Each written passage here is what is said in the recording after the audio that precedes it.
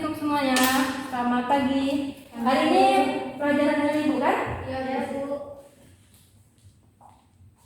Assalamualaikum warahmatullahi wabarakatuh. Waalaikumsalam warahmatullahi wabarakatuh. Waalaikumsalam warahmatullahi wabarakatuh. Hari ini kita mata pelajaran fisika dengan Ibu ya. Apa kabar kalian semuanya? Alhamdulillah baik, Bu. Semoga kita semua di dalam kelas ini dalam keadaan sehat walafiat. Nah, kita akan cek dulu kehadiran. Apakah teman-teman kita ada yang sakit? Coba Ibu absen dulu ya. Neni, Hadir, Bu. Rona, Hadir, Bu. Yola. Hadir, Bu. Nah, pada pertemuan pagi hari ini kita akan membahas tentang gerak lurus. Kalian apakah ada tahu gerak lurus itu dibagi menjadi berapa? Gerak lurus terbagi menjadi dua, yaitu gerak lurus beraturan dan gerak lurus berubah beraturan. Jadi gerak lurus ini kan dibagi menjadi dua, itu GLB dan GLBB. Nah, pada pertemuan kali ini kita akan membahas tentang GLB.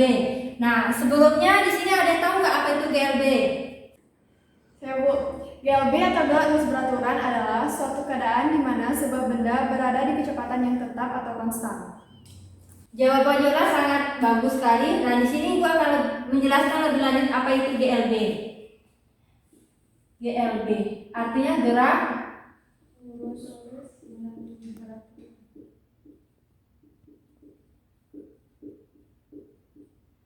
Nah, ini GLB kan ada dua. Pertama GLB, yang kedua GLBB. Minggu ini kita akan membahas tentang GLB ya. Nah, gerak lurus beraturan. Ada konsep-konsep dasar yang harus kita pahami dalam gerak lurus beraturan. Yang pertama, konsep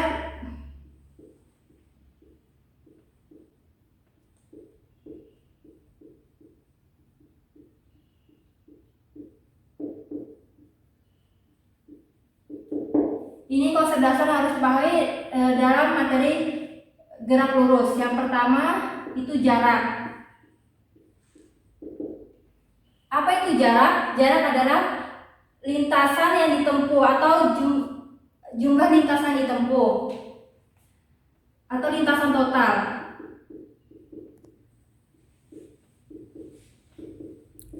Misalnya di sini misalnya Yola bergerak dari titik A ke titik B sejauh 4 km. Kemudian dari titik C ke titik D bergerak sejauh 2 km. Maka jaraknya berarti 4 km ditambah 2 km sama dengan 6 km. Ini dimaksud dengan jarak. Kemudian yang kedua tuh ada yang dinamakan dengan konsep perpindahan.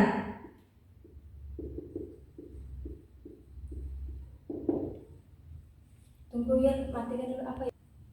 Perpindahan ini adalah perubahan posisi benda. Misal tadi Yola bergerak dari titik A ke titik B sejauh 4 km. Kemudian dari titik C ke titik D sejauh 2 km. Maka perpindahan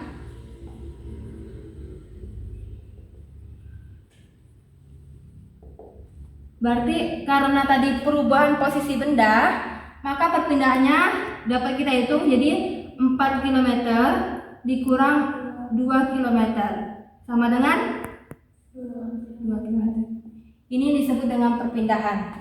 Nah, kemudian ini kan pada lintasan datar gitu kan. Nah, Bu, bagaimana kalau itu pada sebuah lingkaran, Bu, atau lintasan? Anggap aja sebuah lingkaran yang simetris ya. Misalnya titik A. Nah, berapa sih jarak dari titik A sampai titik A lagi gitu kan? Anggap aja ini A aksen ya. Nah, dari titik A ke titik A bagaimana jaraknya? Ingat ya bahwa jarak adalah lintasan total. Berarti jarak dari sebuah lingkaran ini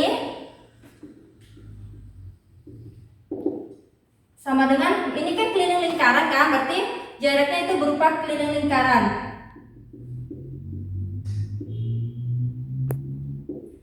Apa itu keliling lingkaran? Rumus keliling lingkaran? 2PR, Bu. Nah, betul sekali jawaban dari Neni. Kemudian, Bu, bagaimana jika sebuah lingkaran ini kita hitung perpindahannya?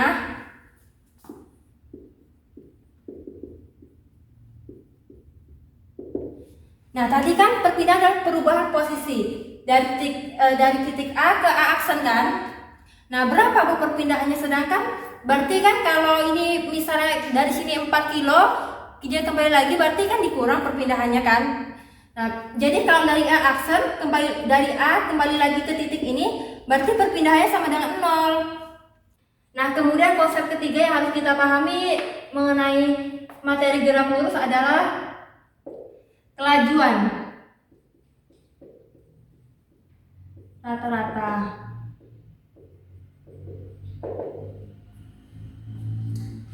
Nah, kelajuan rata-rata ini adalah jarak total dibagi waktu.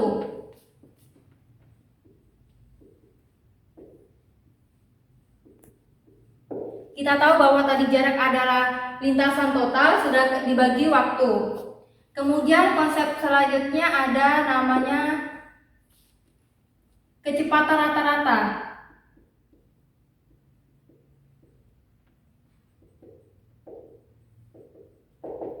Kecepatan rata-ratanya ini perpindahan dibagi waktu.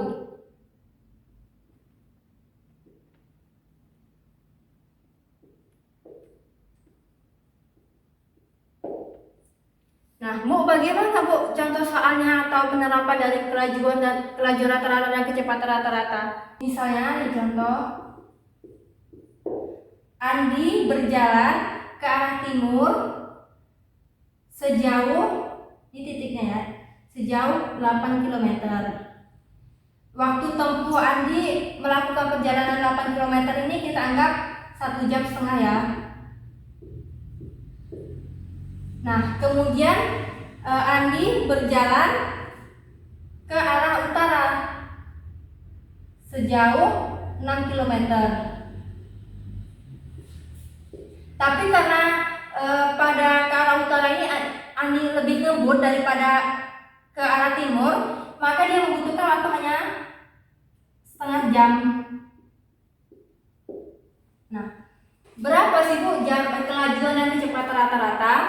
Kita ingat bahwa kelajuan ini ya, kita kelajuan rata-rata apa rumusnya tadi? Jarak per waktu. Nah, kalau lihat di sini berapa jarak yang ditempuh oleh jarak total yang ditempuh oleh Andi tadi? Jaraknya 14 km, Bu. Maka jarak total di sini juga. Jarak totalnya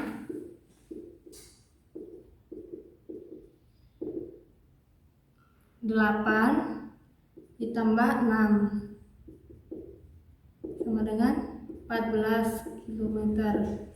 Waktu yang ditempuhkan atau T 1,5 jam ditambah setengah jam ya, berarti 2 jam.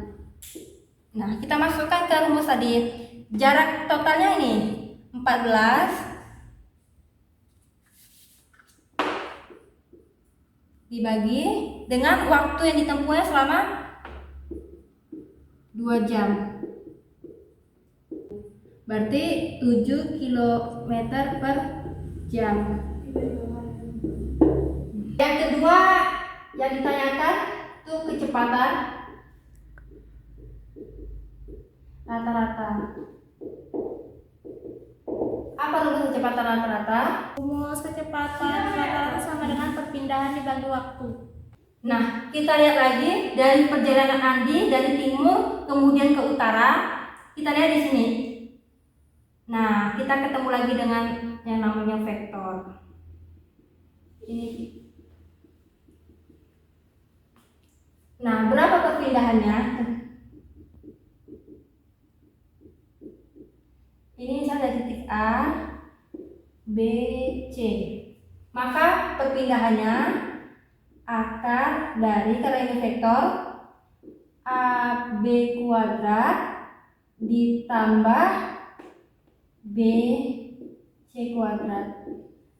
Berapa panjang AB? Berapa jarak AB? Itu 8 kuadrat ditambah 6 kuadrat. Maka 64 tambah 36 ya. Akar 100 sama dengan 10 km. Ini perpindahan yang dilakukan oleh Andi. Waktunya sama dengan 2 jam ya. Nah, jadi kita masukkan lagi ke rumus ini.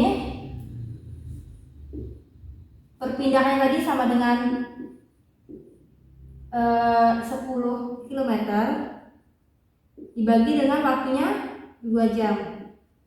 Maka 5 km per jam. Nah, inilah kecepatan rata-rata dari perjalanan Andi dari timur ke utara. Nah, ini konsep dasar yang harus dipahami untuk mempelajari gerak lurus. Ada apa saja? Yang pertama itu jarak, yang kedua itu perpindahan, yang ketiga itu kelajuan rata-rata, yang keempat itu kecepatan rata-rata. Nah, tadi yang sudah disampaikan Yolani sudah baik. Kemudian Ibu akan jelaskan lebih lanjut ya. Jadi GLB adalah gerakan suatu benda pada lintasan garis lurus dengan kecepatan tetap. Berarti Bu, gimana sih GLB itu? Apa itu GLB? Jadi GLB itu misalnya kita melajui suatu, misalnya kita melaju sebuah motor dengan kecepatan tetap dari titik A ke titik B, selalu kecepatannya konstan. Jadi GLB-nya adalah apa yang konstan? Kecepatannya konstan. Nah, Bu, bagaimana dengan percepatannya? Percepatannya sama dengan 0. Karena tadi GLB ini kecepatannya konstan, maka kita bisa gambarkan sebuah grafik dari GLB. Grafik GLB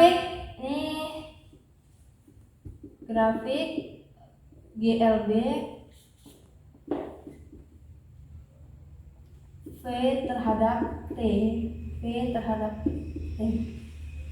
Karena GLB ini tadi ingat V-nya konstan dan A-nya sama dengan 0, maka grafiknya kita, nah ini dari grafik dari GLB karena kecepatannya konstan, maka grafik V terhadap T-nya seperti ini. Bu, bagaimana grafik untuk jarak terhadap waktu? Grafik GLB X terhadap T ya.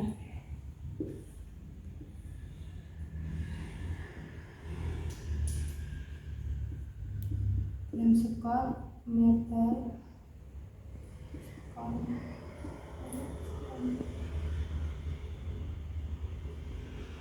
Nah, ini dia grafiknya. Ini grafik X, ini T. Nah, kalau kan karena ini grafiknya V-nya sama dengan X terhadap T, maka bisa kan kita taruh X-nya di sini, T-nya kita buat di sini. Nah, jadi ini terbentuklah sebuah sudut. Ternyata setelah diteliti bahwa grafik ini disebut dengan gradien atau kemiringan garis, di mana gradien ini sama dengan tan theta. Tan theta itu adalah kecepatan. Nah, maka kita dapatkan rumus dari GLB, tan theta sama dengan V. Kalau tan itu apa? Kalau rumus tan itu kan depan per samping kan? Nah, yang ini yang depannya, berarti X per T. Jadi X ini kan kadang kalau kita jarak itu kan bisa disimbolkan dengan X, bisa disimbolkan dengan S ya. Jadi kalau V sama dengan jarak per waktu, atau bisa juga kita buat V sama dengan S per T bisa, S sama dengan V kali T, atau S sama dengan V kali T. Nah inilah konsep dari rumus GLBB yang didapatkan dari grafik antara X terhadap T atau jarak terhadap waktu. Nah, apa tadi S itu? S atau X sama dengan jarak, V sama dengan kecepatan,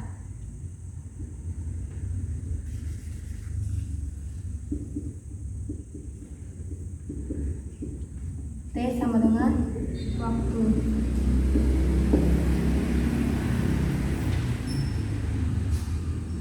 Apa satuan dari jarak itu meter, kecepatan tuh meter per sekon, T itu sama dengan waktu itu sama dengan sekon.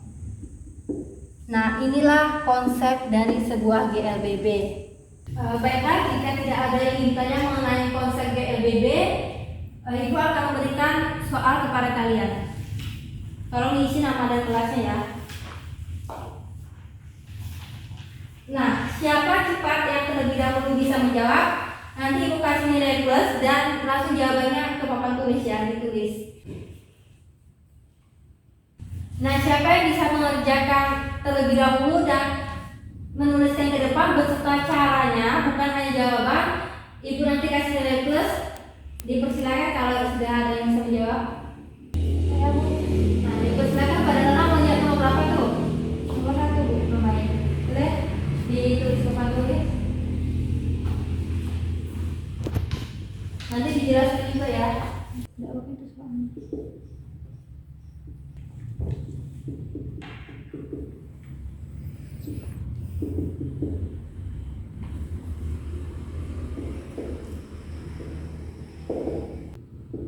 Sudah Bu. Udah Rana ngerjakan nomor 1 ya. Coba jelaskan dulu. Bacakan soalnya kemudian dijelaskan. Soalnya langsung deh kita lihat. Itu iya. Soalnya yaitu jika speedometer mobil menunjukkan angka 108 km per jam, maka dalam waktu 1 menit, maka jarak tempuh mobil itu di sini diketahui jarak kecepatannya 108 km per jam.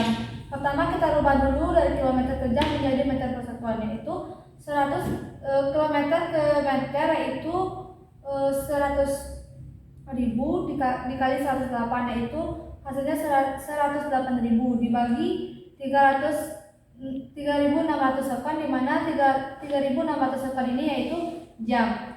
Hasilnya 30 meter per sekon. Waktunya yaitu 1 menit, di mana 1 menit itu sama dengan 60 sekon. Yang ditanya jarak atau S. Penyelesaiannya yaitu rumus jarak yaitu S sama dengan V dikali T. Dimasukkan rumus V, dimasukkan angka V yaitu 30 meter per sekon dikali waktu yaitu 60 sekon. Hasilnya 1.800 meter. Nah, sangat betul sekali jawaban dari Luna, yaitu 1.800 meter ya jaraknya ya. Ini soal OSK tahun 2013 loh. Nah, jadi kalian besok kalau ada ajang-ajang OSK boleh ikut tuh, karena soal-soal yang mudah kayak gini aja bisa kan kalian jawab kan. Berhubung waktu sudah habis, kita akhiri pertemuan hari ini. Dan pertemuan selanjutnya kita akan membahas tentang materi GLBB. Dibaca-baca ya materinya ya, karena besok akan Ibu tanyakan sedikit mengenai materi tersebut. Baiklah, terima kasih. Ibu akhiri. Wassalamualaikum warahmatullahi wabarakatuh. Waalaikumsalam warahmatullahi wabarakatuh.